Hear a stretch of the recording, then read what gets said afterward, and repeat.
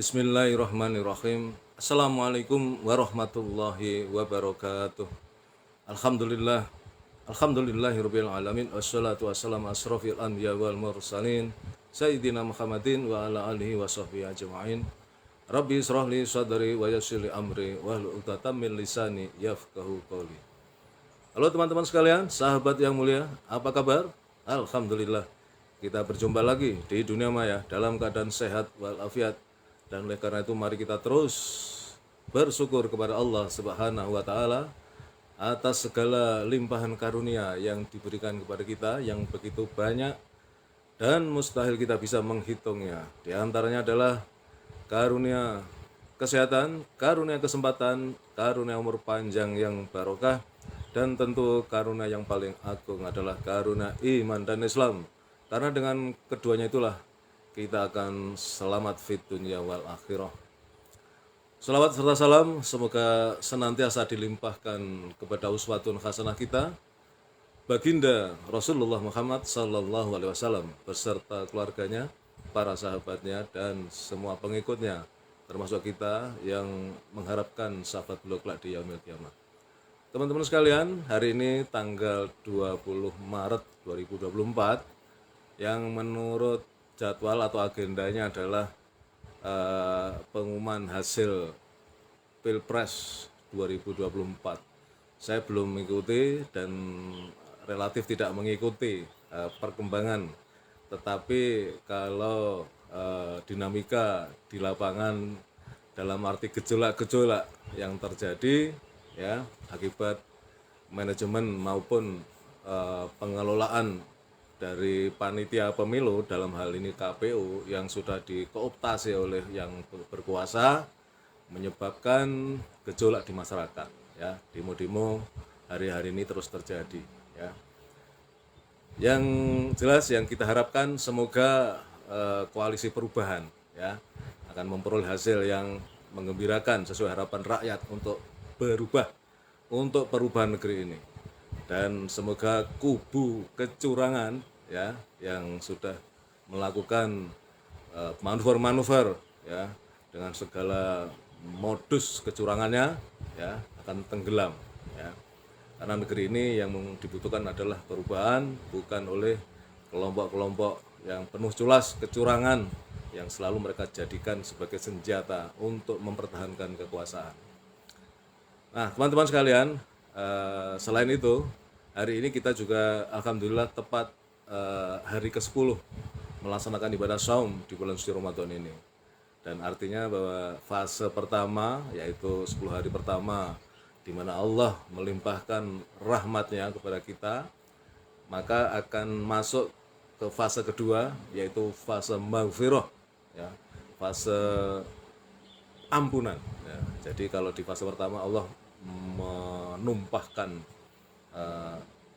rahmatnya, maka di fase kedua ini Allah akan membuka lebar-lebar pintu ampunan bagi siapa saja hambanya yang mau memohon ampun kepada Allah, karena Allah maha pengampun, maha penyayang. Maka oleh karena itu di fase kedua ini marilah kita perbanyak zikir. Asyhadu an la ilaha illallah, astaghfirullah, as'alukal jannah wa a'udzubika minan nar. Allahumma innaka afun tuhibbul afwa fa'fu anni ya karim. Itu kita perbanyak ya. Karena sesungguhnya kita ini manusia, makhluk Allah yang berpotensi selalu membuat kesalahan, kekhilafan, dosa. Hanya karena Allah maha sayang, maha baik hati kepada kita hambanya ini, maka dosa-dosa kita, kesalahan-kesalahan kita tidak diperlihatkan dalam satu wujud yang kasat, dalam wujud atau yang dohir bisa dilihat. Karena sesungguhnya kalau itu kemudian ditampakkan oleh Allah, maka kita akan malu ya. Segala aib-aib kita, segala dosa-dosa kita ditampakkan, kita akan malu karena saking banyaknya mungkin bisa menutupi seluruh tubuh kita ini ya. Bisa menggunung karena kemudian harus kita kita pikul dosa-dosa itu sehingga kita akan malu. Dan oleh karena itu kita bersyukur karena Allah maha sayang kepada kita. Allah menutupi aib-aib kita, dosa-dosa kita. tidak ditampakkan. Tapi justru dengan itu, marilah kita punya suatu konsekuensi. Kita sadar bahwa kita punya banyak salah, ya. Maka mari kita manfaatkan di fase kedua ini, fase maghfirah ini, untuk memperbanyak istighfar kepada Allah Subhanahu wa taala atas segala kesalahan-kesalahan kita, ya. Karena yang kita cari adalah Allah kemudian mengampuni dosa-dosa kita, ya. Karena tujuan kita hidup ini adalah mencari ridho Allah, Allah ridho kepada kita. Allah ridho itu artinya Allah ya menerima kita, memaafkan kita, ya kan? Sehingga nanti kita di yaumil hisab, ya, timbangan amal-amal kita, ya, lebih berat yang baik, lebih berat yang amal-amal kebaikan, amal-amal soleh, ya, daripada amal-amal kejahatan, perbuatan-perbuatan yang jelek, ya. Dengan begitu maka Allah ridho kepada kita, turun rahmatnya, kita masuk surga, ya. Jadi yang kita buru itu, ya, bukan lagi masalah bagaimana kita hidup di dunia ini, ya, meraih, mengejar dunia dengan segala cara, ya, bahkan kemudian segala rambu-rambu larangan diterobos, ya, dengan menggunakan segala cara yang saya sampaikan sekarang ini.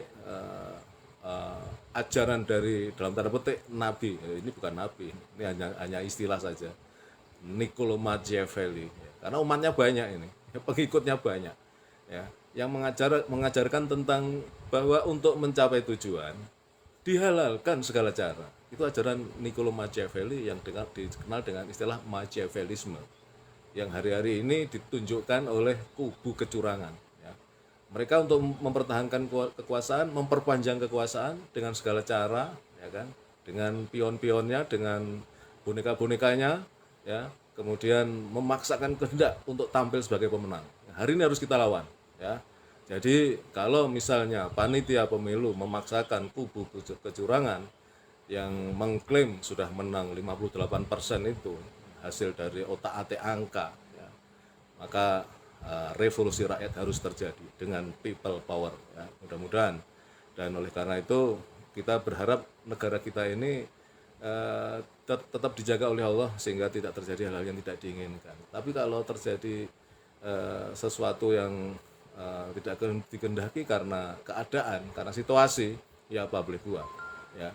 Karena sekarang ini persis 100 tahun, ya, 100 tahun runtuhnya khilafah Islamiyah, ya. Karena dulu khilafah terakhir Turki Utsmani, ya, runtuh tahun 1924, ya, yang dipimpin oleh Mustafa Kemal Atatürk, yang kemudian mengganti sistem khilafah dengan sekularisme, liberalisme. Dan kemudian 100 tahun sampai hari ini, ya, yang berkuasa di dunia ini adalah para mulkan jabariyah, ya, para penguasa-penguasa yang zalim, termasuk yang di negara kita ini. Nah, mudah-mudahan di dalam Al-Quran Allah sudah menegaskan bahwa kekuasaan di dunia ini, ya, akan dipergilirkan, ya. Dan kemudian kita tahu bahwa sejak zaman Rasulullah, kemudian masa khalifah sampai Turki Utsmani itu adalah kurang lebih 13.000 abad, 13.000 tahun maksud saya, 13.000 tahun artinya 13 abad berjalan sistem khilafah Islamiyah yang cemerlang gitu. Tapi kemudian runtuh, ya, karena mungkin memang umat Islam mengalami kemunduran, maka momentum 2024 ini adalah momen untuk kebangkitan kembali kekuatan Islam, ya, untuk memimpin dunia, ya, termasuk di negara kita ini, ya. Yang itu yang kita harapkan.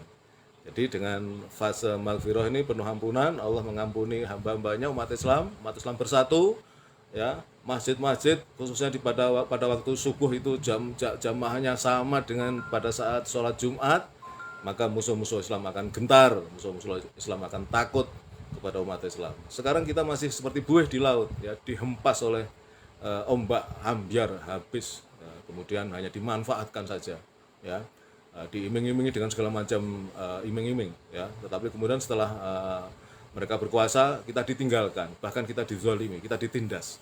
Hati-hati, ya, jangan lagi kita menjadi manusia-manusia dungu yang seperti keledai, yang bahkan keledai pun tidak akan terperosok ke lubang yang sama 2 kali, ya. Kita sudah 2 kali ini, 14, 19 ini kita terperosok, ya, di lubang yang sama ini, ya. Maka momen 2024 ini kita harus bangkit, ya, mudah-mudahan kubu perubahan, ya, yang akan menang minimal 2 putaran, Sesungguhnya kalau ini pemilu jujur, ya, kubu perubahan itu 1 putaran menang, ya.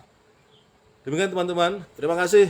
Ini Om Sarjono Edeh, ini Om Sarjono Edeh ini dari Kampung Keranon, ya, sudah menyaksikan siaran saya. Mudah-mudahan puasa kita diterima nggih Mas Jono dan saudara-saudara kita di Keranon, Yogyakarta. Terima kasih. Kebenaran datang dari Allah, dan bila mana saya menyampaikan ada kekurangan, kesalahan, mohon dibukakan pintu maaf. Assalamualaikum warahmatullahi wabarakatuh.